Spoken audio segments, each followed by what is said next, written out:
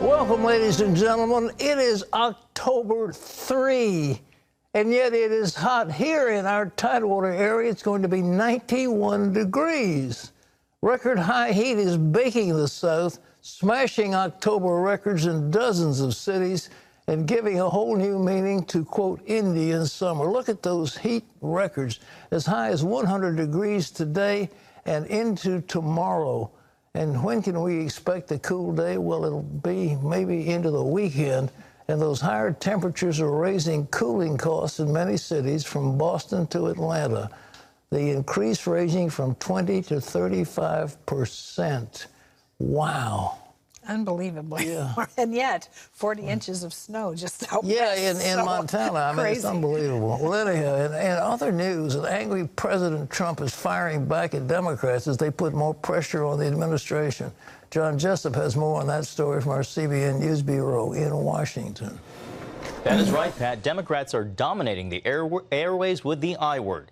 President Trump throwing heat into the mix with two press conferences Wednesday amid revelations the whistleblower went to a certain congressman before releasing the complaint. Jenna Browder has the details.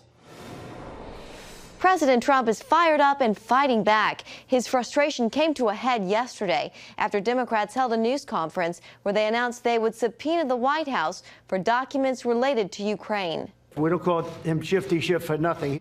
And let me tell you something. Biden's son is corrupt, and Biden is corrupt. You look at the whistleblower statement, and it's vicious. Vicious.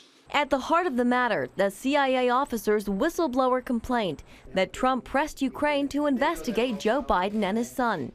The president maintains the transcript of the call is an exoneration. Here's where I fooled them. They never thought I'd release the conversation. They never thought in a million years that I'd release the conversation. Democrats say this is no joke. We're not fooling around here, though. There are serious questions, though, after it was reported the whistleblower first went to Representative Adam Schiff's office.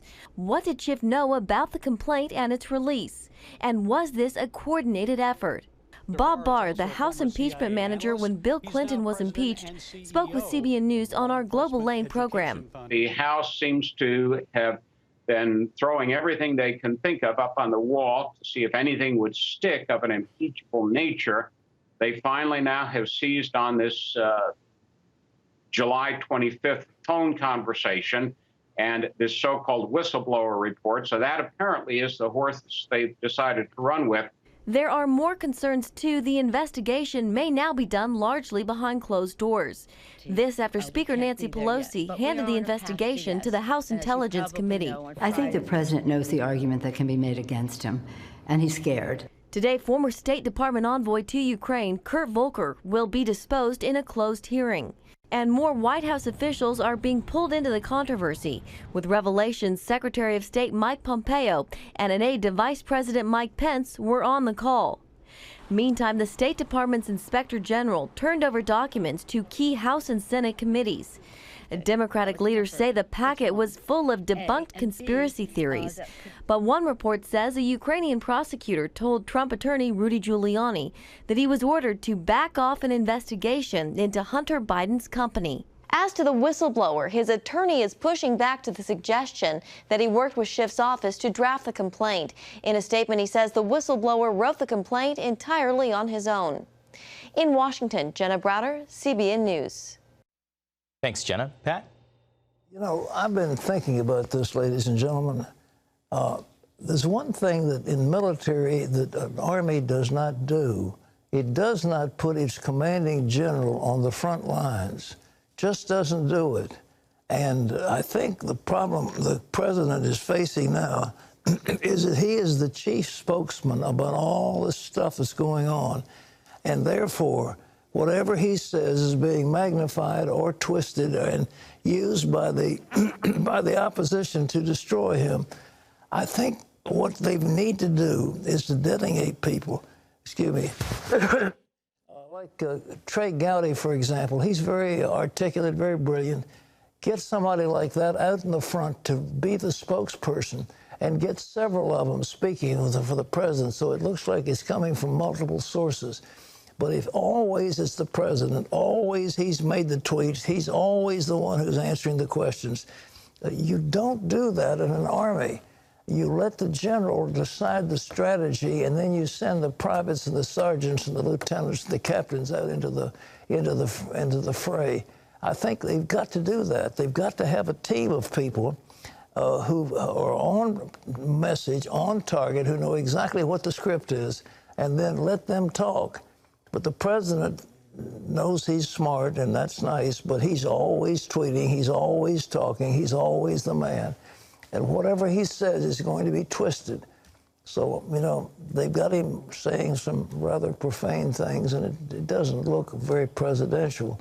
So if he wants to continue to be impeached, this is a good way to do it. If he wants to get back and send troops out, then let the troops fight the battle and let him plan the strategy. If he does it that way, he's going to start winning. John? Pat, a jury sentenced a Dallas police officer to 10 years in prison Wednesday after she was convicted of shooting and killing her neighbor. It's a case that pitted society's factions against one another and risked further strain on the country's still yet to be healed racial wounds. As Mark Martin shows us, after the sentence, there was a powerful moment of forgiveness. This panic-filled scene in September of last year after former Dallas police officer Amber Geiger shot and killed an innocent man, Botham Jean, in his own apartment, resulted in this sentence. 10 years imprisonment in the Texas Department of Criminal Justice. Geiger said she thought she had walked into her own apartment. CBN reporter Amber Strong reported on the tragedy and the response by Jean's church. I've interviewed his friends, his ministers, I talked to his teachers, I talked to his employers, and it was all a consistent message that Botham Jean was a servant, that he was kind from the least to the greatest. The 10-year sentence with the possibility of parole after 5 is far less than the 99 years in prison Geiger faced. Outside the courthouse, the sentence sparked protests and intense confrontations. And Jean's mother spoke out against the police. If Amber Geiger was trained not to shoot in the heart, my son would be standing here today. But inside the courtroom, Botham Jean's brother, 18-year-old Brant Jean, showed tremendous forgiveness toward Geiger after the sentence was imposed. I forgive you, and I know if you go to God and ask him, he will forgive you. I want the best for you, because I know that's exactly what both of them would want you to do. And the best would be give your life to Christ. Then an amazing show of grace that attorneys, court employees, and reporters said they'd never seen in all their years. I don't know if this is possible, but can I give her a hug, please? Please? Yes. After Brant Jean hugged the sobbing former officer, another remarkable show of love, State District Judge Tammy Kemp gave Geiger a Bible and directed her to read John 3:16 and even hugged her as well. The district attorney said Brant Jean's act was an amazing act of healing and forgiveness that should guide the community going forward. Mark Martin, CBN News. Pat, an amazing act indeed, and that young man is just 18 years old. It's a beautiful act, and it quieted down a lot of the anger that was out there. She shouldn't have done it, and we're not sure what that police officer was doing before the shooting, but there's some reports that her mind was not exactly on her job, and she was engaged. Perhaps her love life wasn't what it ought to be, or whatever. But nevertheless, that act of forgiveness and love, that sets the stage for the nation, and it'll be seen all over the country and all around the world. And out of that death, out of that terrible tragedy, good can come, and that's what's happened. Well, we understand that the stent was put in for Bernie Sanders, and according to Dr. Oz, get him back after playing basketball. John? That's right, Pat. Back to campaign 2020. Senator Bernie Sanders says he's feeling great after undergoing a heart procedure for a blocked artery. In a tweet to supporters, the 78-year-old Democratic candidate for president wrote, I'm fortunate to have good health care and great doctors and nurses helping me to recover. He also stressed his major campaign theme, Medicare for all. Sanders experienced chest pains during a Las Vegas event and sought medical help. Doctors found blockage in an artery and inserted 2 stents. Sanders has canceled all events and appearances for the time being. Well, British Prime Minister Boris Johnson faces Parliament today trying to sell his new Brexit plan to British lawmakers in Westminster. Johnson introduced a list of new proposals to the European Union earlier this week. EU officials reportedly are lukewarm on the plan, continuing to make the border with Northern Ireland a sticking point. Johnson's plan keeps the border open but calls for new customs requirements. Brexit opponents also aren't supportive of Johnson's proposal. The Prime Minister has pledged to pull the UK out of the European Union by October 31st, with or without a deal. Well, Secretary of State Mike Pompeo is blasting a number of countries for mistreating religious minorities. But religious freedom advocates argue the Trump administration is setting a bad example by accepting fewer refugees than ever. Senior Washington correspondent Jennifer Wishon explains. Hours after the Trump administration announced it will only accept 18,000 refugees this year, CBN News learned about refugee families set to board planes for the U.S. only to have their dreams dashed at the last moment. Nate Bolt with Bethany Christian Services was working with some of those families on the verge of relief. They gave everything away that they had in the refugee camp, the pots that they cook with, their extra clothes, because they weren't going to need it anymore. They were going to be resettled to the United States and reunified with their family.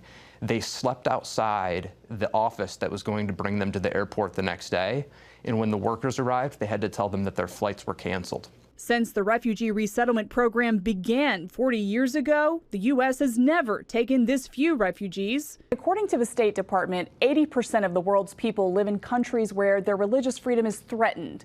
How does that reality translate into refugee numbers? What we're seeing is people fleeing oppressive countries and needing to resettle in a safe place. Mayenza says Americans often confuse the chaos at the southern border with refugees. A refugee is somebody that can't go back. The conditions are so bad for them that if they go back, it won't be safe. Advocates say refugees resettled in the U.S. aren't living off U.S. taxpayers. In the long run, they end up paying significantly more in taxes than the cost of assistance. When a refugee is resettled to the United States, they have 90 days, just 90 days, to not only survive in the United States, but to thrive and provide for their families. After that, U.S. government assistance is cut off, and they must have jobs and be contributing taxpayers back to the economy. And while advocates say no White House has been stronger on religious freedom than that of President Trump's, UN data shows when the U.S. takes fewer refugees, other countries follow its lead. And that's troubling to many evangelicals. Christ is very clear, especially in his parable about the Good Samaritan, about what his followers' obligations are. And it's to welcome the stranger, to welcome a neighbor. You know, some have called this a dismantling of the U.S. refugee program. Is that the way you would characterize that? Well, I've been told by people in the industry that it does dismantle the infrastructure. So I do think it will be more costly to build back up again if we decide that we're going to accept additional refugees. In the coming year, advocates hope the administration realizes it can address illegal immigration while also extending a hand to refugees desperate for a safe place to live. Jennifer Wishon, CBN News, Washington. Thank you, Jennifer. Pat, back to you. It's heart-rending, isn't it? The persecution against Christians around the world. A number are being killed every single year. And these are people who we should reach out a hand to help if at all possible. Of course, in their own country, if persecution has gotten so intense, there's nothing they can do. You know, we have that case of that lady in Pakistan. They want to execute her for, quote, blaspheming the prophet. And it turned out she hadn't said anything at all unkind. She just said, my Savior died for me. And fortunately, an outcry came from the various organizations here in the United States, and the Pakistani court finally relented and let her leave the country. But if she'd gone back to Pakistan, they would still be trying to kill her. So we need to be selective, But nevertheless, we shouldn't stop compassion, because compassion is very, very important. And the parable of the Good Samaritan still stands very strong in our culture.